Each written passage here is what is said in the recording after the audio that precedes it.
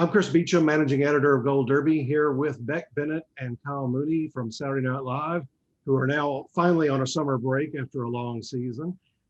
Guys, tell me, we'll start with you, Kyle. This past season, not only was it a political year, which is always a fun year for SNL, but you had the limited audiences too. How did this year feel different for you? Yeah. I mean, it was unlike anything we've ever experienced. I think the main headline I would say is that we didn't have the component of socialization that we typically have. So like on Tuesdays, for instance, we would usually be in the office writing together and hanging out and being there all night and running into each other and doing bits. And there was none of that. We were all at home Zooming for half the week, if not more than that. So that sort of like impromptu nature of coming up with stuff was fully gone. But then, yeah, of course, adding to that the audience, which built over the course of the season. I feel like it started with like seemingly 20 people. I think by the finale show, we actually had a full house. But none of it was all surreal and weird. I feel like there's so many different avenues you could explore that made it so atypical to our experience. Yeah, just like the audiences to begin with were so bad. They were so, I mean, it was like also a third of the space that it's meant to be. So like, even if they're the best audience, if you can tell, you know what I mean? If there's a packed house, you want to laugh, but if you can tell that 2/3 of the room isn't laughing, you can be heard laughing. And it's like, makes you more self-conscious, and it's like, makes you want to laugh less. And then on our last show, like, it almost felt like a gift that like Lauren gave us. It was like the first time a full audience, and it's like they knew how special it was to us. Like I didn't even realize it. And we walked out on the floor for dress, and then people were standing and clapping, and I got emotional. It was like, oh, I forgot what it sounded like.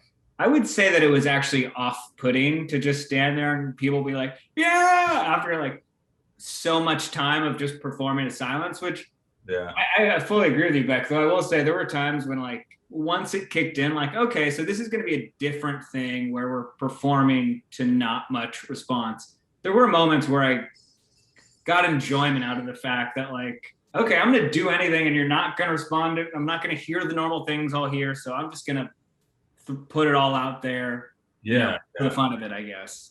Yeah, I remember feeling that too. There's definitely some freedom in like not caring as much about the reaction in the audience, because you know it's not going to be what you want. Right. It's never going to be huge. Right. Yeah. When there's silence in a full house, that really must be disturbing. Yes. It's disturbing. I'm gled to say I've never experienced it. Never experienced that, right? Yeah, that would be disturbing. I don't know. Beck, let me ask you about this season on the host. You had a nice mix of returning people like Chris Rock and Maya Rudolph and John Mulaney and Kristen Wiig. But over the course of the year, you had a lot of first-timers. I think the last 6 or 7 hosts, maybe 5 or 6 of those were all first-timers. When you're working that week, what's the difference to you in terms of the feel from a veteran as opposed to a first-timer? Oh, a veteran, just like, they just know how the week works. I mean, like a veteran like Chris Rock is like, he's a cast member. He's been there, for a long time. He's also hosted a bunch. So he's a veteran in so many ways. Whereas like Chappelle is, hosted a couple times, but he knows a lot of the people that work there. I don't know. It's like when I'm thinking about 2 of the new hosts, I think of Elon Musk and Timothy Chalamet, which are like on 2 ends of this. They're like just, Elon was he was definitely figuring it out, and Timothy, like he was down for anything, and he was like, he's an actor, so he was like more set up for the show. But it really depends on the person, I think. It also felt, it was so specific because any host who came in who had never been there before, you kind of had to keep on reminding them, like, this isn't what it's like, by the way. Because like, even to us, it was its own alien experience. So like, I think that for anyone coming in, it was like, this is SNL. Well, not quite. You know what I mean? Yeah, yeah. And it can really range. Like some people who have been there a long time, like have a really specific idea of what they want, which is great. And they're kind of going after that. But sometimes like a new host is just kind of like, yeah, tell me where to go. Like Anya was such a great host, and she was just like down for whatever and totally got on board with the show and wasn't trying to like do her own thing or apply her own comedy experience or writing. And so I think it actually made for a really great show. Just going along for it. It's been so long ago now. I think people forget we had a political season that you all finished up for us. You know, September through, I guess, all the way through December, waiting to find out results. Yeah. When you get on that fourth year cycle, and it's a presidential year. Tell Beck, especially you had Mike Pence and Ted Cruz and Mitch McConnell, and you had a lot of the people in play this particular time around. What is these like a 2020 like for a presidential cycle when you're writing and performing? 2020. I mean, well, it's a very unique year. I guess the fall of 2020, leading into the election, it's really exciting. Like you know you're going to get material throughout the week, the night before, and you just often go in, you get the script the day of, and you're reading a lot of changes on cue cards. And I feel like to me, that's when it feels the most like a sport, because you're like relying on these things that you've learned throughout the years. You know the character, you know how to read the cards, you know how to move with changes. So it definitely, it's really fun in that way. It's got the feeling of going like out onto a field to play a sport. Kyle, do you like these presidential years that you just went through? Not as an American, but as a comedy. Sure. I mean, I remember feeling like that was an intense period for so many reasons, partially because we did 6 in a row, which we had never done. I don't know if the show had ever done. I think the show's never done 6. I think. Yeah. Lauren mentioned. So it was also the first part of the season. So it's also, we're learning what these COVID protocols mean, what we can do, what we can't do.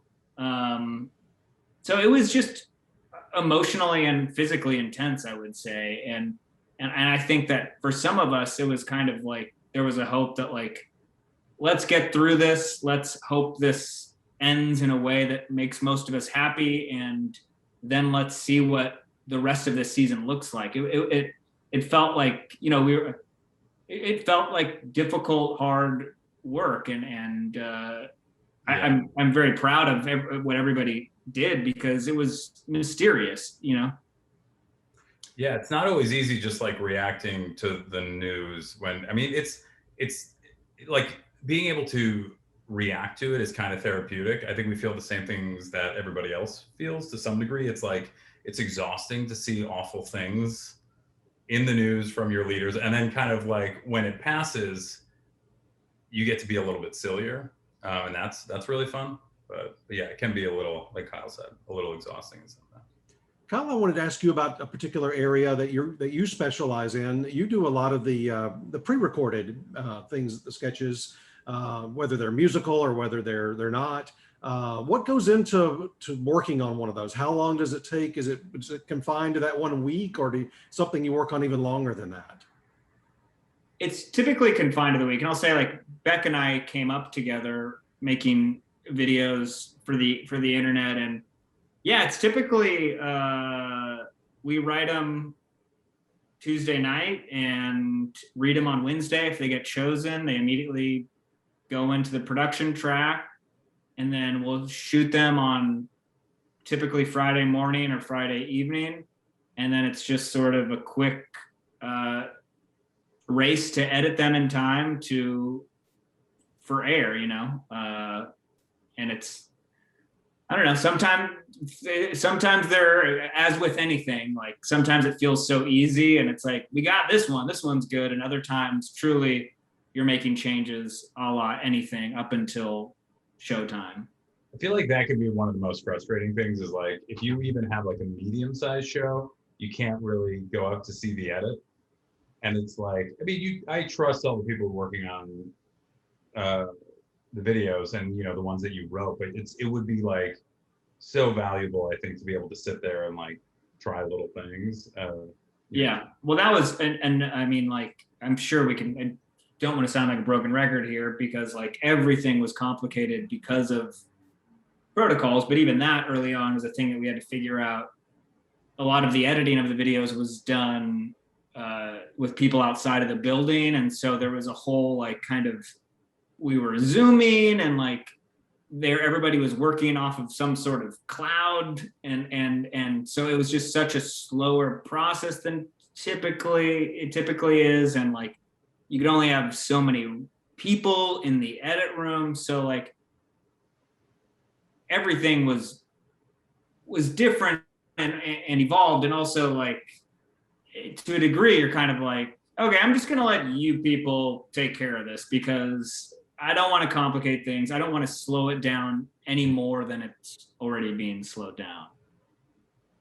Let me ask both of you, we're an awards website, and I know at the end of the season, you've got to make a selection, assuming that you get nominated maybe in July for the supporting actor category. You pick an episode from this season. Have you both thought about what you would choose if you get nominated? Kyle?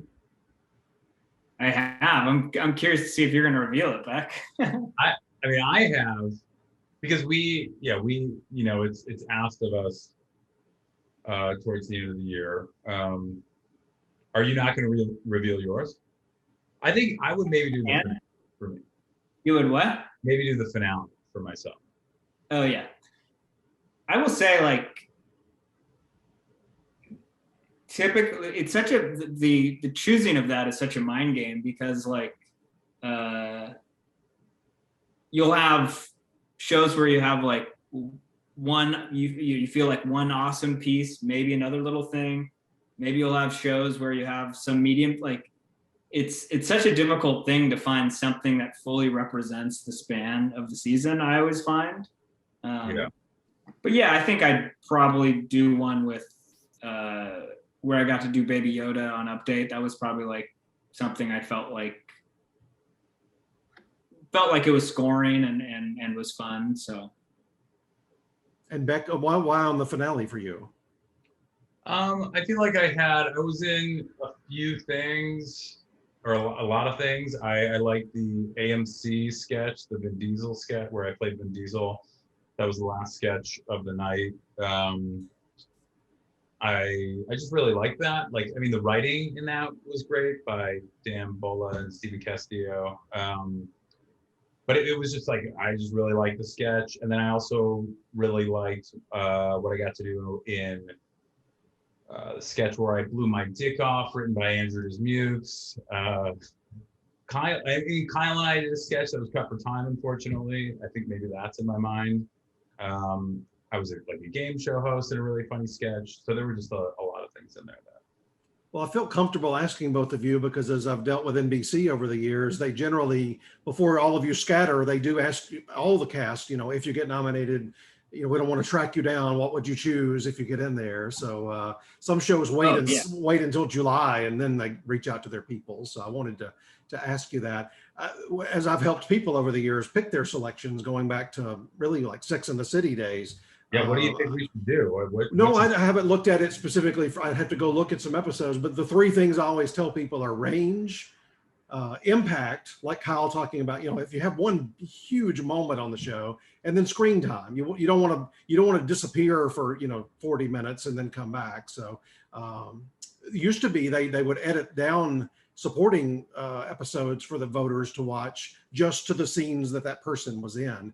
But now a person has to sit through the whole thing, whether you're in it or not, to watch. I gotta say, like I hate to say it, I have such little knowledge of what the process is. You know what I mean? Yeah, they ask us for an episode to submit, but is that typically so then members of the television academy watch down these episodes like you're saying? Well, they're supposed to only base their decision off of the episodes, the 6, or in that case, I think your category is now up to 8 people. Long time ago, they would actually have a committees come in to the Beverly Hilton, which is down the road from me. And I'm talking like, 70s, 80s, 90s, maybe early 2000s. Oh, I'm sure the audience is loving my Emmy analysis here. And it would like be 30, 40 people in a room, and they would watch 6 DVDs back to back of those episodes or videotapes. And then they would mark their ballot and they would leave. And they could only be on like 3 committees, so they weren't influencing a bunch of races. So nowadays, your category will come up for a voter, and they'll bring it up on the Academy's portal, and they'll watch those 6 or 8 episodes. And they're supposed to base it on that only. But now it's a much larger group, so they really are basing it on, do they like you? What did you do all season?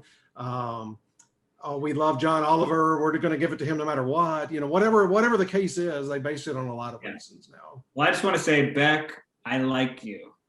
I like you too, Kyle. And I've actually voted for Kyle in the past. I haven't voted for you, but I promise one of these days I will. One last question. You both joined right before, I think a season before that big 40th anniversary special. And I thought that was just one of the greatest specials I've ever seen on TV. From your perspective, sitting there and then backstage and in the audience and at the party and so forth, what was, Kyle, for you, what was one of your greatest memories of that night? So, I mean, like I will say, Beck met me at my apartment, probably like early afternoon. I feel like one of the cable networks was showing like a Saturday Night Live marathon. So we probably had like an episode from like 1986 on while we like had a glass of champagne or something like that. But besides the obvious thing of just being around truly legendary human beings, I feel like the after party with Prince performing among many other like, I feel like Paul McCartney, the B-52s. It was just like this insane lineup of people. It was probably the highlight for me. Yeah, that was rad. I mean, like all those things Kyle said, and then also I just felt like I don't know if you remember this, Kyle. I felt so comfortable introducing myself to people. Like just going up into like I introduced myself to Eddie Murphy right in front of the studio doors, and then me and Bill Murray grew up in the same suburb, and I like had band practice at his best friend's son's house in the basement. And I saw so I knew like his best friend growing up. I like introduced myself to him, and he was like, okay, great, cool. He didn't like shut me down, which was a highlight. I mean, it was just kind of like meeting everybody. I sat next to JD Smoove, and we had like a great time. And it was just kind of like meeting. And like at the after party, I remember talking to Will Ferrell right at the end of the night, right as I the night was ending. So really just being a part of that group was. Yeah, and I think it also felt like, sorry to cut you off, Beck, but as you said, it was our 2nd season. So like it already felt pretty magical to be a part of the show, still being new, and to like be allowed into that space with those people was really rad. Yeah. And forever and ever and ever, you're part of that fraternity, that group of SNL cast members that's been around for 47 years now. I hope there's a huge 50th anniversary. I did have one last question, because we're asking everybody. I know every year you have to make a decision. Beck, are you coming back for next year? Do you know yet? I don't know. I feel like it's funny. I feel like I've been at the same place every summer where I'm like, I don't know. Maybe I'll go do something else. But most likely, but I don't know. We'll see. We're both at the end of our technical contracts, but that doesn't necessarily matter. So, Kyle? Yeah. I'm actually going to let you, the audience, decide. Go ahead and text. No, please don't do that. I'm nervous. What do you? You don't want to do anything online like that. That's not a good motion to do. No, yeah, I'm in a similar place as Beck. Every summer it feels like kind of we'll see what happens, and it's also like it goes without saying. I think both Beck and I love everybody there, so it's hard to leave. And I think that is like truly I think the best part of the job is the awesome people that we get to hang out with and work with and be inspired by. Yeah, we continue to get like new brilliant people every year that come in there, and so it's always changing a little bit, and you always have new ideas. It's like, you know, it's sketch, so it's like you're always getting ideas for like a character or a situation or a thing, and it's always like, I want to go do more. And every year you get a little bit better at it, I think. So yeah, it's the idea of coming back is exciting. Well, I hope we see you at the Emmys again this year. The show being nominated, as well as maybe both of you for the first time in the individual category. And thank you, Beck. Please, Thank you, God, Kyle. please pick me and Kyle. Oh God, Jesus. Sorry, I just wanted to say that. I want a prayer